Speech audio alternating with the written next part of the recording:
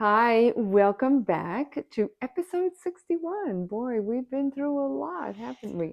I shouldn't say we because I haven't been involved in this part of it. I just had to bow out of that part, but You couldn't handle I it. couldn't handle it. So Eve graciously did all that, and I know that wasn't an easy thing to experience. It was not easy. I know. It really affected you. So, but today.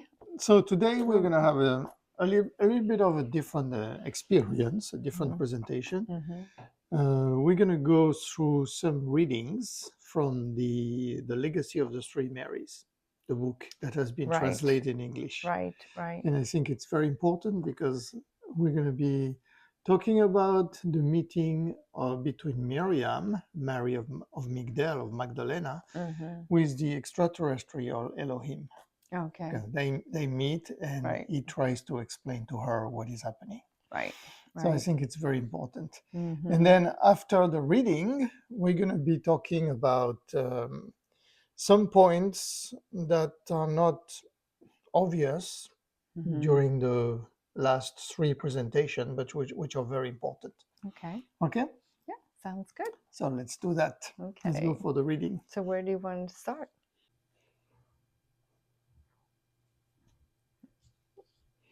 How many things still press into my memory, my friends? The last months that I lived with the Master, were very different from all others. As the presence of the universe he aroused in us was expanding and taking us towards unsuspected altitudes, the world we were faced with every day seemed to me to shrink and to be peopled with more and more real dangers. Yeshua was constantly solicited by heavily armed men, praised and flattered by some, attacked by others, and sometimes forced, you remember, to travel at night in order to avoid certain confrontations. His influence was growing. They wanted to use him, and the Romans tightened their controls as soon as our small group, which ended up growing surprisingly, was announced somewhere. I can tell you that throughout this period he often deliberated long and hard. One day he took me aside. You see, Myriam, it's a bit as if my father wrote pieces of sentences in me, and he lets me fill in their missing parts. I can turn my freedom into a terrible weapon or a kiss for the soul of this world for the times to come. I must go to the foot of the wall to find out if I will be worthy of such freedom. Things became more complicated the day he could not help but intervene vigorously with the merchants of the great temple in Jerusalem. Some saw his ardor as a sign that he was ready to take a brilliant action to liberate our country. It was from that moment, moreover, that Judas imagined that a solution could be envisioned by bringing together the Master, those of the Sanhedrin, and even those of Rome. He believed that the Master could impress them with a number of hearts that put themselves in his service. This is where he was wrong. You know as well as I do that Yeshua, on the contrary, did not want anyone in his service. Sometimes, when we are too educated, as Judas was in relation to us, we no longer see the true reality that is written at each dawn. No, the Master especially wanted no one in his service. He was trying to get to his ultimate tipping point with what I understand today to be both our common unconsciousness and also our higher consciousness. Do you hear these words as I mean them? The more I delve into my memories, the more I am convinced that he himself provoked the intensity and chain of events that led to his conviction. The last few weeks in particular, I had the impression that he wanted to be everywhere, both in Jerusalem and the surrounding villages. He intensified the rhythm of the miracles around him, and his words were more and more inflammatory. To avoid a confrontation, he had only to leave the city to reach the shores of the lake that we loved so much. He had a clear vision of what was happening. That's obvious. No, my friends, I can tell you that he freely chose what happened. I've heard some say that he was like a horseman on a packed mount. There was nothing more wrong. Everything was planned, down to the smallest detail. Alone, or almost, Yosef, my father, knew about it.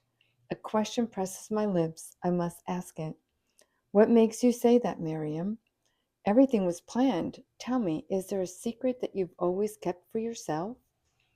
Myriam comes closer to us, and this time I can really catch her gaze. It lights up singularly. Yes, and it's time I let you know. I was introduced to it during the most difficult hours.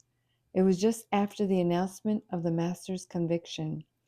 I had expected his arrest.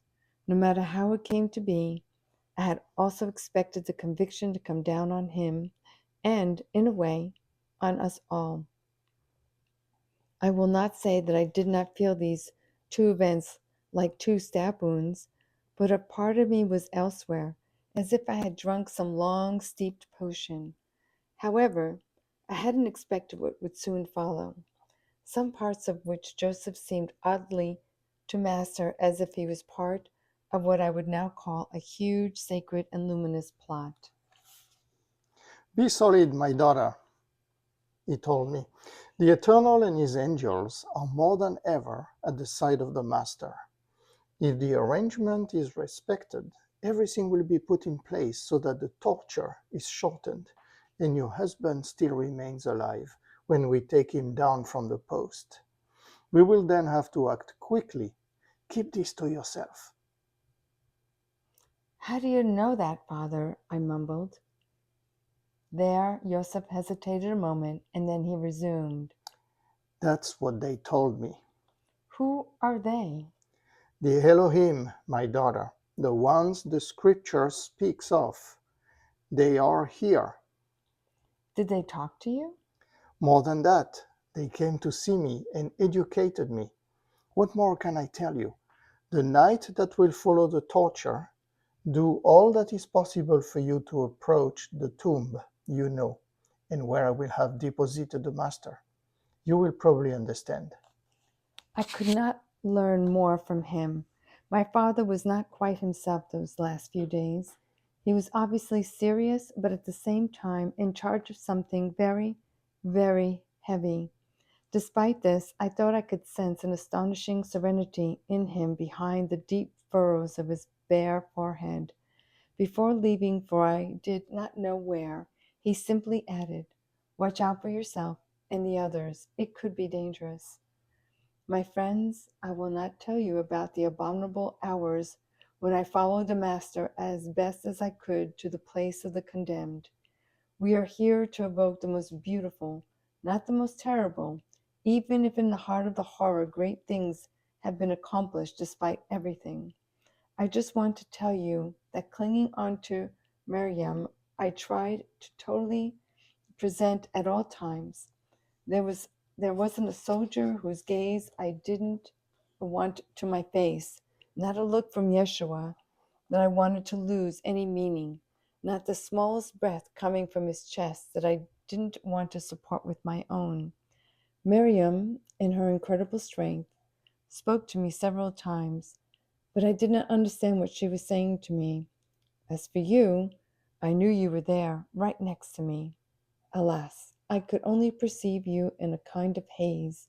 When it was all over and the men quickly carried the body of Yeshua away in the pouring rain, Yosef was following them, only reminded me firmly in my ear. Remember, here, tonight. Simon from the master's village offered to take me back to the Besad, but I declined his offer. I had to be alone or with Myriam if she wanted. In fact, Yosef had already entrusted her to someone, so I more or less wandered between you two, a few others from the Besed, my father's house, in the tomb where my husband was carried, but where the soldiers obviously forbade me access. I wasn't panicking. Most of all, I was hoping I could understand. Finally, like many, I only waited in the mud, in the rain, until night came, and I joined you so that you could pray together. You were almost alone there in the home of four walls of earth and stone. As for John, Levi, Thomas, Jacob, Nathanael, Simon Peter, and the others, they had disappeared. I only remembered Jude praying with his face on the floor. So we also prayed with old Martha, who had taken refuge there and did not stop crying. Eventually, the oil lamp went out and you fell asleep. I obviously, my sisters, didn't let myself sleep. I had to take the path to the tomb discreetly and especially not meet any guards, if there were still any.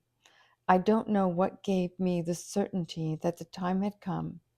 I found the physical strength to reach a good pace on the path that threaded its way under the olive trees, and I approached a kind of garden toward which my father had told me to go. The rain had calmed down a bit, and I felt inexplicably lucid. I was pausing briefly to catch my breath when suddenly I saw a green glow rise between two bouquets of trees. For hours I had only one word in my head, Elohim.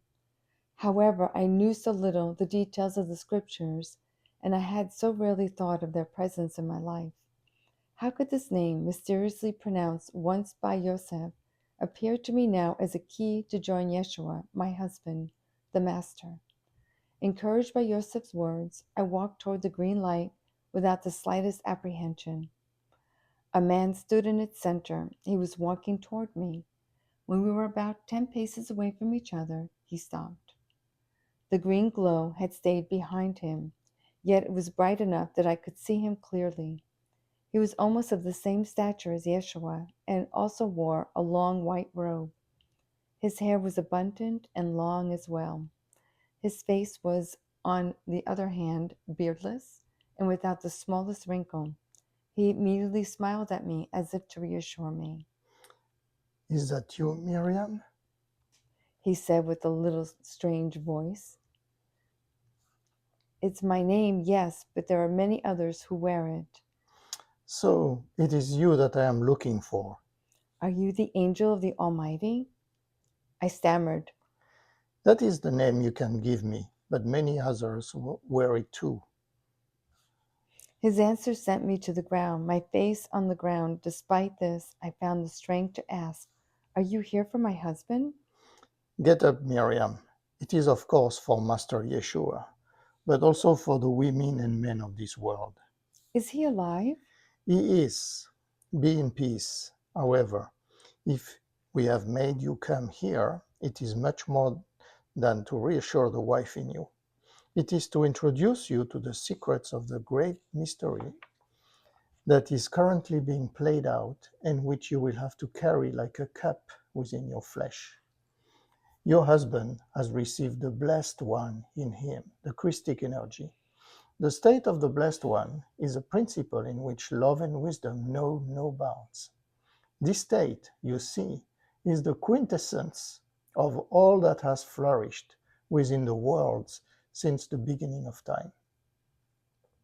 By the will of the Almighty, everything, all that is possible and impossible to imagine, knows days and nights. At the heart of these cycles, exceptional beings are born, who attract in them this quintessence, this juice of life, and let it express itself. The language we have sown in this world calls them Aftara, which means realized sons of the nameless.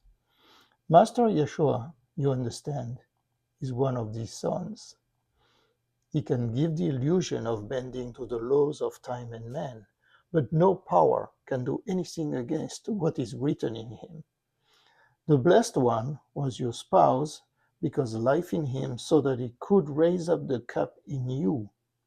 It is now through this cup that you must arouse the Blessed One in everyone. This is what I had to confide to you, Myriam. As you can imagine, I felt completely distraught. What was I to understand? I could not take up the master's torch. I was just a woman, and I had just had the most awful day of my life. I did not know what mystery made it so that I was still standing without sinking into despair. I looked more intensely in the twilight for the gaze of the messenger of the Lord. It was then, I admit, that a very small and very personal question came out of my chest. You just said that the Blessed One was my husband. Is he no longer? You assured me that he still lives. I told you that because the Blessed One, the Christic energy, left the body of Yeshua that day. His quintessence went to join his Father, our Father to all, the center of our universe. He left a little of his principle on the surface and in the heart of this world. It is on this principle that we must blow, as you do on embers, so that a flame may burst out. We still believe that a cup is only intended to accommodate a liquid force. You will, however, learn that it can be used to concentrate fire. The ignited force of which I am speaking to you is that of the new blood that is now circulating in the body of mankind. I don't understand, I said. Why would what has just been inflicted on Yeshua cause new blood to circulate among the men and women of this world? And what can I do in the middle of all of it? Memorize these words, Myriam, and let them be part of your heart. By leaving the body of Yeshua, the Blessed One, the Christic energy, took with him all the painful memories of the collective blood of the race that populates this world. A purified memory creates space in consciousness. Have you ever seen how we count the cycles of time by pouring sand from one container to another? What the Blessed One has just accomplished through the body of Master Yeshua is comparable to the decided gesture made by the hand of one who wields the hourglass. He creates space where there was none. It opens up a new era. The blood memory of this world was like water saturated with salt. Everything was suffocating. What can you do, Myriam? Just be yourself, truly yourself, as the Blessed One taught you. Wake up those who sleep. Do not be afraid to confuse the lie where it persists in clinging and, however, unites everything in you. Dissolve the borders.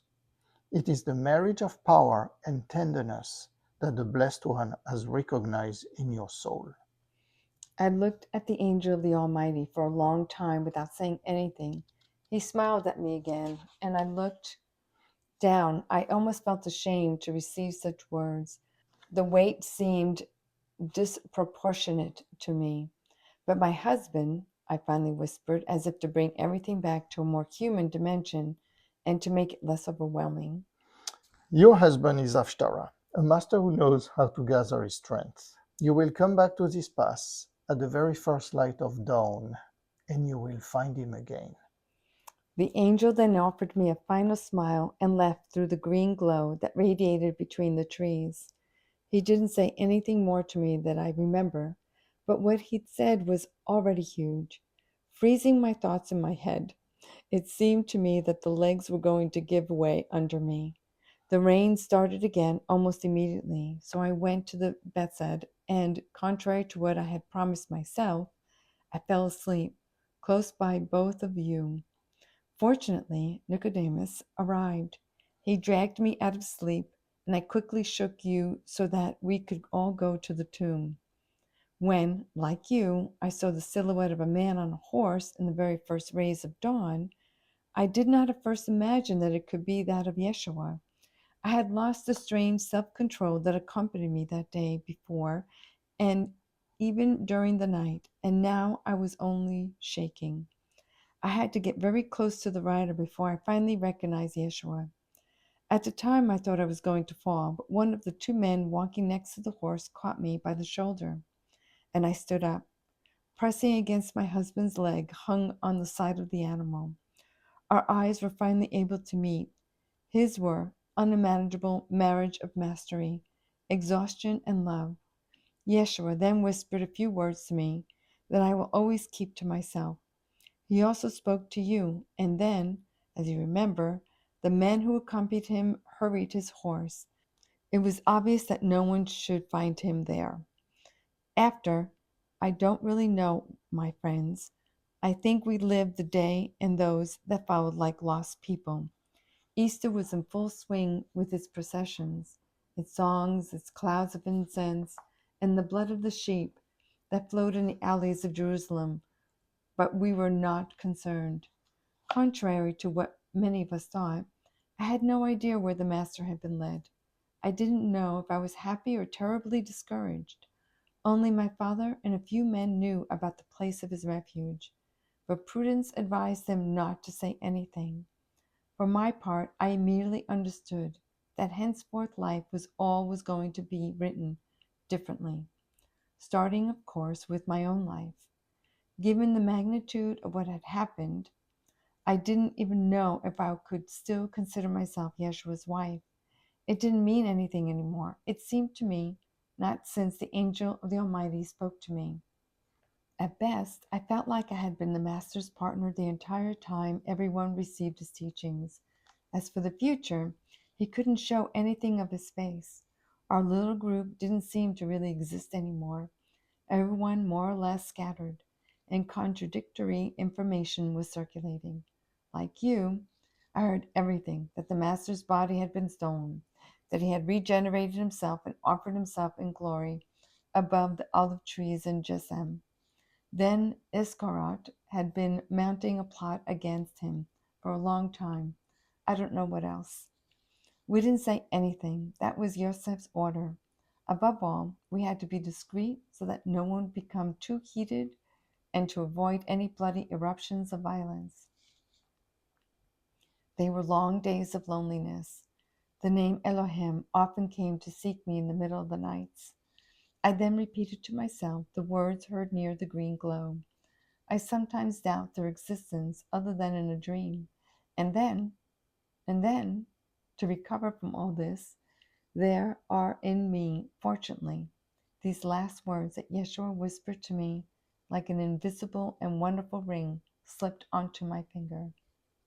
So in the past 3 episodes, we have basically seen the torture of Yeshua, his crucifixion, and the reason why he was crucified, what needed to happen, because this is all part of the plan put in place by extraterrestrial entities, in charge of the development of Mother Earth and humankind, Right. and also by the Brotherhood of Shambhala. Okay, Mm-hmm.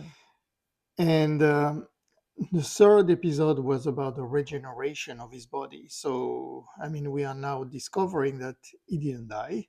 There was no resurrection per se, Right. but there was simply a regeneration of his body from the horrible torture of the crucifixion. Well, I have a question. Could that have been done any other way? I mean, did he come here Well, specifically for that at this time? Like they knew, oh, they're going to be doing this, and so this is what's going I to. have to agree with you. This is a very delicate question. I don't have an answer, but what I can say is that um, is coming, is part of a cyclic renewal Mm-hmm. of humankind and of the planet. And every 2100 years, or sometimes even more frequently, an avatar comes Mm-hmm. to try to speed up and move things forward. Right. And obviously, the sacrifice he did is just enormous. So now, your question about why does the Christic energy has to be injected or inserted into the planet Earth Right. by a human being in in a state, in a very high and very evolved state, Right. right? Right. And apparently, that process has to be done with a lot of suffering, and I'm not sure it has to be like that, Oh, but that's the way it took place. well, it's kind of like, I mean, we learn more when we're suffering, right? Yes, It's like yeah, I don't know yeah, you're if we right. can put Yeah, that it's together, we are but making progress and we are learning, we are moving forward on the spiritual through path suffering. But boy, through did he challenges he and went through a lot of yeah. suffering. Gosh. Yeah. Mm-hmm. So I think it's important to realize that once, because this is part of the plan, okay, the Mm-hmm. insertion of the Christic energy. So he had this Christic energy with him for about 6 years Mm-hmm. and not 3 years like the Bible is talking Mm-hmm. about, right? the scripture. Right. They got it all wrong. Yeah. Yeah, because they like the special number. You got it at 30, died at 33. Right. Those are all Masonic numbers, right? Right. So no, he got it around 31 year old, and he died. He was crucified at 36 years old. Okay. So that's when this Christic energy, which was residing inside his chest, inside his body, was liberated and penetrated the earth. And this is what we call the mystery of Golgotha. Oh, okay. Okay. And we have the title, the crucifixion, the episode about the crucifixion is called the mystery of Golgotha. And this is what it's all about. Oh, okay. It's the transfer of this energy inside him into the planet Earth. So, and we're going to talk why this is being done also. But I don't know what's really changed since then. Like how. That's a good question. That's a good question. Maybe it was waiting for a time where people were a little bit more evolved, and then people can tap into that, or I don't know. I guess the improvement is extremely incremental. It's very, very tiny. He would be shocked if he came on the earth right now. No, because honestly, it would be in shock. All his teachings have been bastardized and modified. On top of that, and almost really nothing's changed. Yeah. So let's talk about that again toward the end of our presentation. I wanted to talk about a very important person who is the Uncle Yusuf of Arimathea. Very little is said about this man, but this man is absolutely a genius, and is pivotal into everything that happened to Yeshua during his life. Okay? We know he was very wealthy. Okay? But what is not known is that he had a very long life to prepare for the coming of Yeshua. Okay. Right? Because it was not a coincidence that he had a fleet of ships, right? That he had money, that he had different places, right, in Palestine, but also in other countries as well. And so that man was very wealthy, very powerful. He was also part of the Sanhedrin, right? So he was also protected in a way. He was in on it. His large fleet of ships are going to be used later on. We may talk a little bit about that, but they will be used to actually transport and offer a way of, for the disciples to move to other countries and other places. Yeah, thank God. So some will go to Egypt, some will go to Europe, some will even go to England, and they will always be using Yusuf's boats. Oh, thank God he had those. We have to remember also that Yeshua was able to travel to India, in this long caravan that took 18 or almost 17 or 18 years of his life, right, thanks to the money that Uncle Yusuf gave him. So it's very important. So how long was Uncle Yusuf? How long did he live? It's not known, but I think Uncle Yusuf had access. 100 years. He had access to, I would say, life extended techniques or life extension technique. Right. The author, Daniel Moore, never talks about it. I wish he could write a book about the Akashic memories of Uncle Yusuf. It would be extremely interesting. That would be. Yeah. Just to see his beginnings, right? Other authors, people who have been looking into certain channeling and everything have said that Uncle Yusuf actually had very, very long life, multiple 100 years. Oh. And that would explain why he was able to amass such wealth and be in that position, where he could help. Because he helped not only Yeshua, I'm sorry, but he also helped a lot of the other disciples. Right. And we know also that he made Myriam of Migdal his official daughter. Oh, okay. Yeah. So we saw that in a previous episode, right? But it's very important. What is important too also is that he had an interaction with Elohim, again, the extra-terrestrial. So before the crucifixion, and actually long before the crucifixion, part of the plan, the Elohim met with Uncle Yusuf and explained to him what will happen and what he needed to prepare. The horse, the different location, refuges hidden in the countryside, and everything. What he needed to do to help Yeshua recover from his horrible torture. And that's when Uncle Yusuf started building a crypt, which officially was for him, for his death, right? But in fact, it was that famous crypt where Yeshua could be regenerated and healed, by the brothers of Heliopolis. Yeah.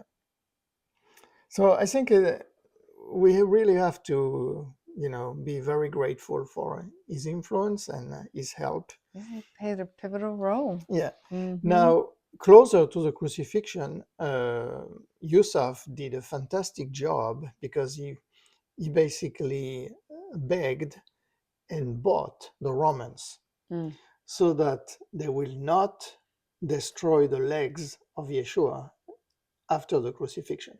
Is that typical what they do? It's oh typical. My gosh. Yeah. So after crucifying a person for a few hours or maybe a day, they would come and with a big piece of stick, a big stick, they would basically shatter all the bones of your legs so that there was no way you could ever walk again.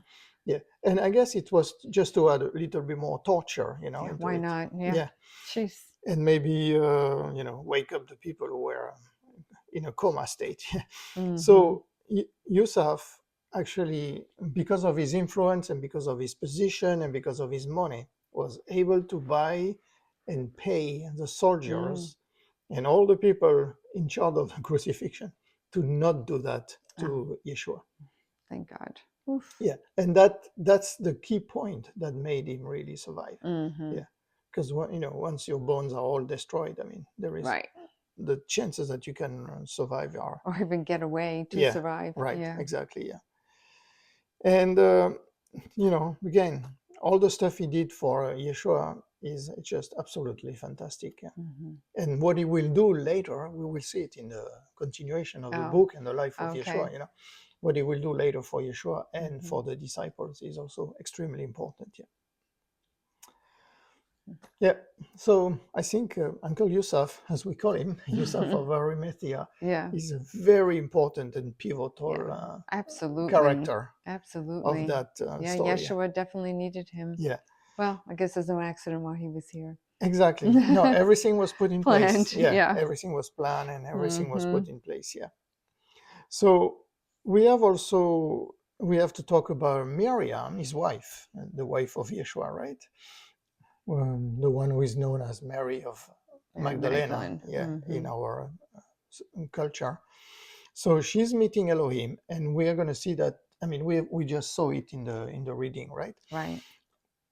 And of course, this is not something that you could narrate or even mention in the Bible. Oh my gosh! No. First of all, she's a woman, a prostitute, a whore, right? Right. And then she would be talking to extra-terrestrial Elohim. No, it's not going to work. No, it's not going to fly, right?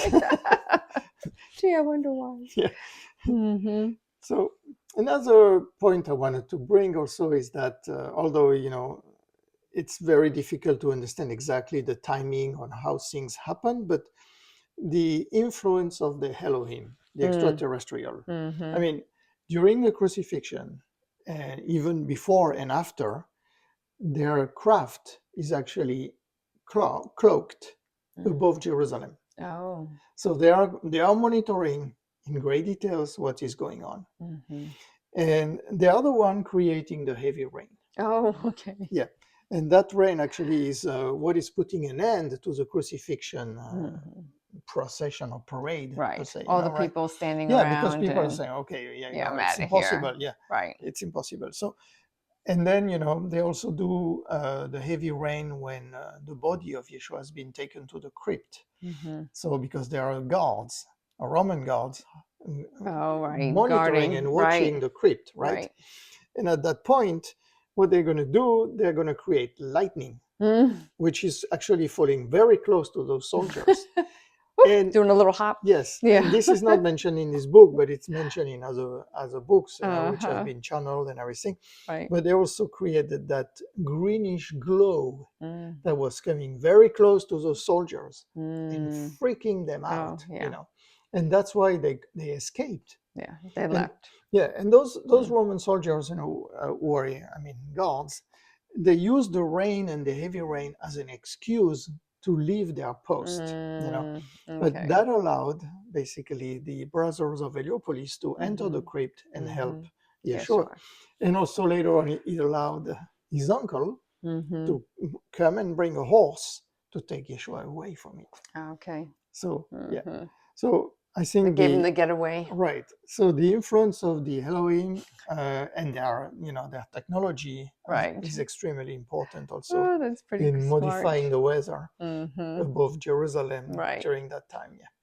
I love it. Yeah. I mean, you know, our government, they do it That's for right. us. Do it all the time. Right. So, yeah. you know, 2,000 years ago, they could have easily done it. Yeah. So now I wanted to go back to the insertion of the Christic energy in the earth. Okay. Mm-hmm. The main purpose of that, and they have been trying to do it many times, and it has always failed. Okay, we know that from what Elohim is telling us as part of the plan. So the purpose is to erase a massive thought forms on the planetary level. To erase. To remove it. Right. Yes. Okay. So there is some kind of egregore or thought form, which is actually preventing humankind and the people, especially in the Middle East, to move forward. You know, I mean, this stuff. Obviously, on the Indian side, you know, in India, their perspective are different. But in the Middle East, at that point in Palestine, you know, they were extremely blocked. Well, yeah. I mean, think of all the sacrificing, Yes, the exactly. murdering, the marauding, Right. all the things that Yes. people were sent out to do by the one who should not be named. Yes. Sent them out to do all these killings. Yes, exactly. Of course, there'd be all those horrible thought forms there. So yeah, there was a need to annihilate and erase, destroy that thought forms. And that was done through the insertion of the Christic energy. Yeah. Okay. It's like a big eraser. Yeah. You know. I just think of it as it's basically allowing the human race or the humankind, you know, to start on a new slate. Right. Right. Although I don't think I don't know. They didn't really do it. But yeah. No, I mean, you can see 2,000 years later. I want to say yes, it's a little better. Yeah. So the second thing I wanted to say that it has nothing to do with the blood atonement, right? Right. That the Christians, especially in the US, have been obsessing about, right? Yeah, because the Catholics don't think that way. No, I mean, a lot of Lutherans, I mean, none ever talk about that. This is purely American Christians. Right. Yeah. Nowhere to be found. It's an indoctrination. Yeah, it's an indoctrination. Nowhere to be found anywhere else on the planet. Yeah. So first of all, Yeshua didn't bleed a lot. You know, he only bled from his wrist and from his feet. And there was also a little cut on his right thorax, right, to allow the lymphatic fluid to exit. Okay. But there was really not a large quantity of blood being spilled. He didn't bleed out on the cross. No, he didn't bleed out. Yeah, okay. Contrary to what the Christians, you know, would like you to believe. Yeah.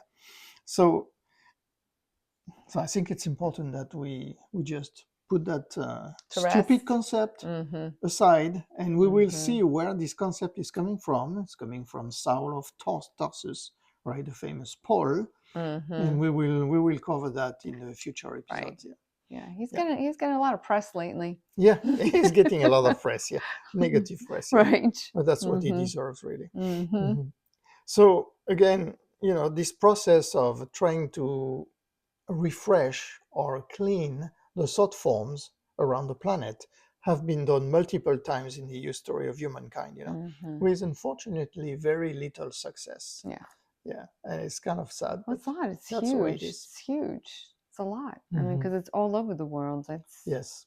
It is all over the world, but especially in that part of the world. And it may have to do also with the fact that, the Middle East has been the kind of the cradle of our Western civilization, if I may say so, right?